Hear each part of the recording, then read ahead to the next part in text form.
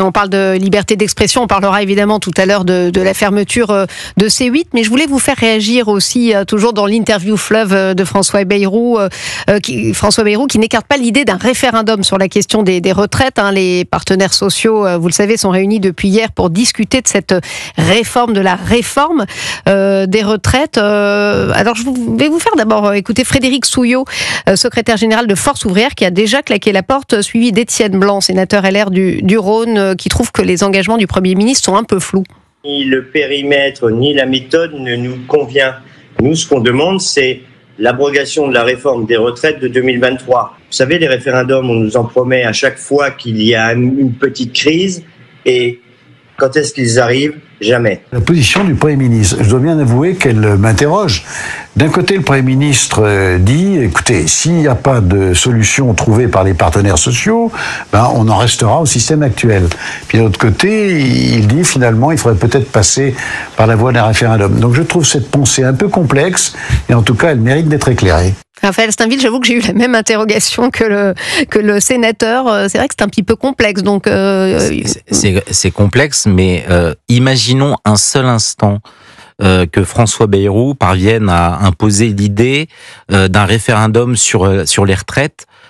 C'est bien évidemment la certitude que cette réforme des retraites serait abrogée. Oui. Donc, on voit mal, sauf à ce que François Bayrou se suicide et par la même occasion ne fasse qu'aggraver les problèmes de la France, qui sont déjà bien nombreux, qu'il prenne ce risque sur ce sujet qui est éminemment complexe. Bluff, alors. Éminemment complexe. Je pense que c'est une nouvelle manière d'essayer de gagner du temps. Ce conclave sur les retraites est déjà presque mort-né avec le départ de FO 5 minutes après que les échanges aient pu échanger et débuter. Donc oui, je pense que c'est un coup de bluff pour tenter de maintenir les apparences d'une discussion. Gilles William Goldanel, qu'est-ce que vous en pensez ? Je suis d'accord sur ce point. J'ajoute que référendum pour référendum, le référendum que j'attends le plus, c'est un référendum sur l'immigration. Donc je souhaite qu'on Vous l'aurez peut-être pas. Je ne parierai pas le peu que je possède de l'avoir effectivement. Vous y croyez, vous, un référendum sur l'immigration, Raphaël Steinville ?